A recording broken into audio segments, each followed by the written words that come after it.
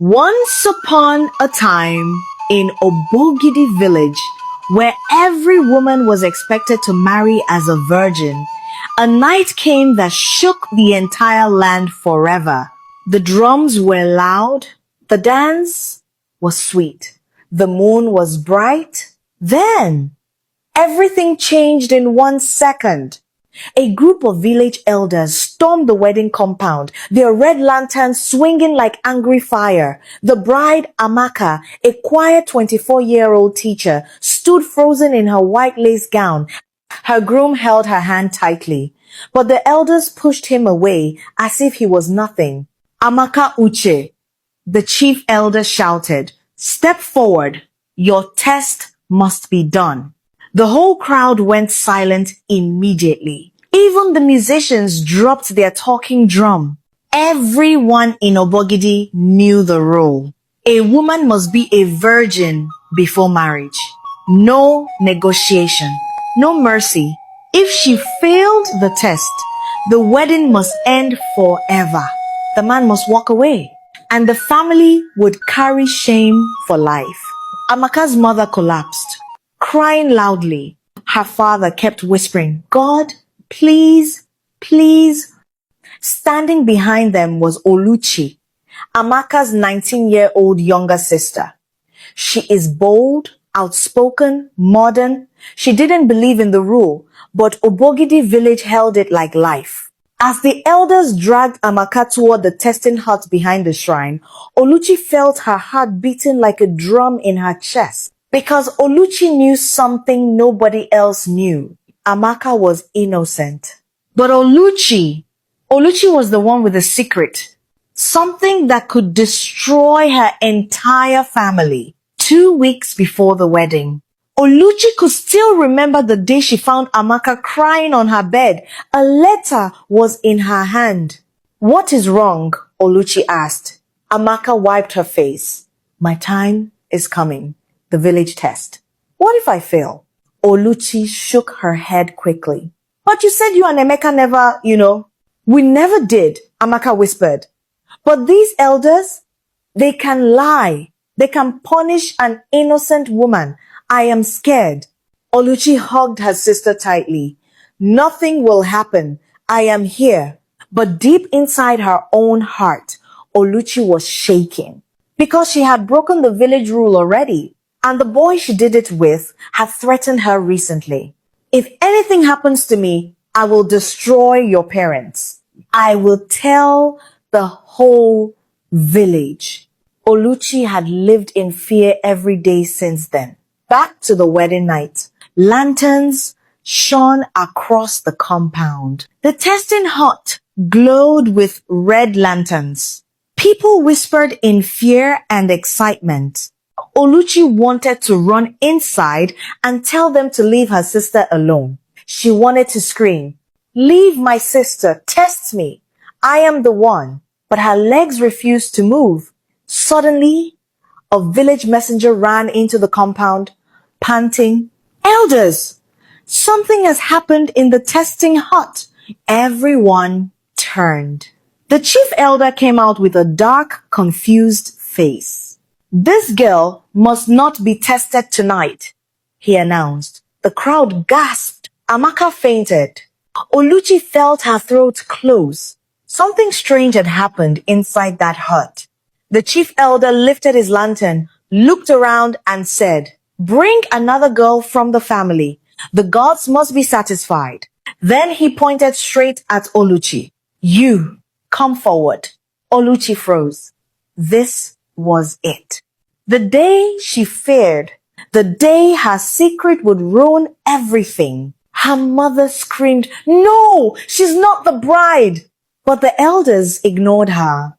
In Obogidi, the elder said, "If there is doubt, any daughter can be tested." Oluchi's father grabbed her arm. "Oluchi, should we run? Tell me the truth." Her lips trembled. "Papa, The elders surrounded her. The whispers began, "She will fail. She is too modern. I knew she had a boyfriend. And today we will know the truth." Oluchi was shaking. as she followed the elders into the testing hut. Inside the testing hut, the hut smelled of palm oil and old clay. An elderly woman known as Iye Okote sat on a stool, staring at Oluchi with cold eyes. "Sit," she ordered. Oluchi obeyed. The chief elder entered next and locked the door behind them. "Before we start," he said quietly, "you must know something." Oluchi swallowed hard. "What is it?" "Someone sent us a secret message a few hours ago," he said. "Someone accused your family of hiding a daughter who is not a virgin." Oluchi's heart dropped to her stomach. But the elder continued. "The person didn't mention your name. They mentioned Amaka." Oluchi's eyes widened. "Amaka? But she is innocent." "We know," the elder said softly. "That is why we stopped the test. Someone wants to destroy your sister." Oluchi's breath became shaky. "Who?" Before they could answer, Iye Okute lifted a small calabash. "We will test you instead, to clear your family name." Oluchi panicked. "No, wait, please." The chief elder raised his hand. "Oluchi, the truth must come out." Oluchi's mind raced. If she took the test and failed, her entire family would be disgraced forever. Her parents mocked. Her sister's wedding will be ruined. And the boy who once threatened her, he would win. Tears gathered in her eyes. "I want to confess," Oluchi began. Suddenly, bang, bang, bang, someone hit the hut door. A boy's frightened voice shouted, "Elders, something is happening at the compound. It is Amaka. She is bleeding." Iye Okute jumped to her feet. The elder unlocked the door quickly. Oluchi ran out first. Back in the compound, people were screaming, women crying, men rushing around. Amaka sat on the floor, shaking. Blood ran from her nose, staining her white wrapper, and nobody knows why. But in a village like Obogidi, blood meant curse. She is cursed. The gods are angry. This marriage must stop, the villagers muttered. Oluchi pushed through the crowd. "Ama, what happened?" Amaka whispered weakly. "Someone pushed me. I fell." Then the bleeding started. Oluchi's heart tightened. Who would push her sister on her wedding night? Oluchi looked around, and then she saw him, Chike, the boy who threatened her, the boy she once trusted, the boy who wanted revenge. He hid behind people, pretending to be shocked. Oluchi knew immediately. He did this. He wanted Amaka disgraced. He wanted Oluchi exposed. She stood up, her hands shaking with anger.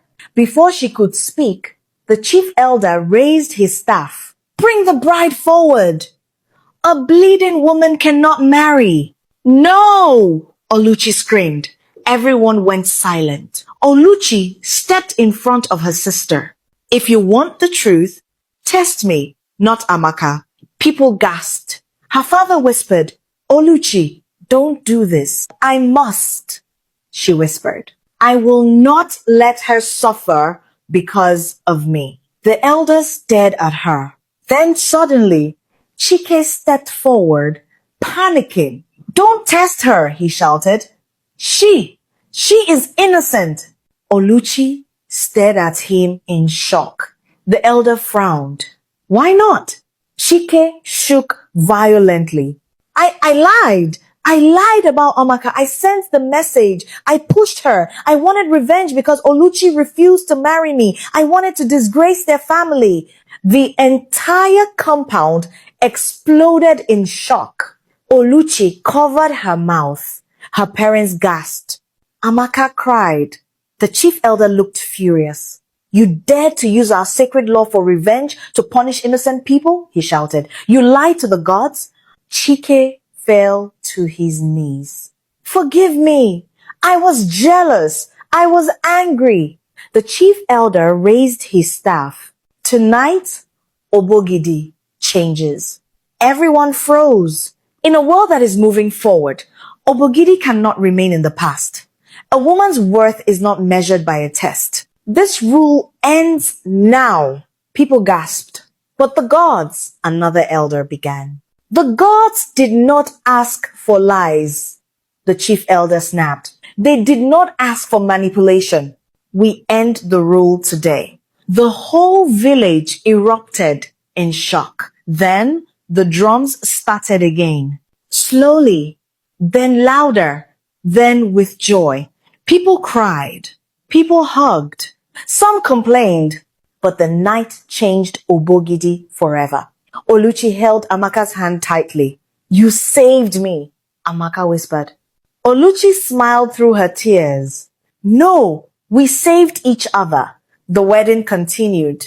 The whole village burst into loud jubilation. Drums rolled. Women danced.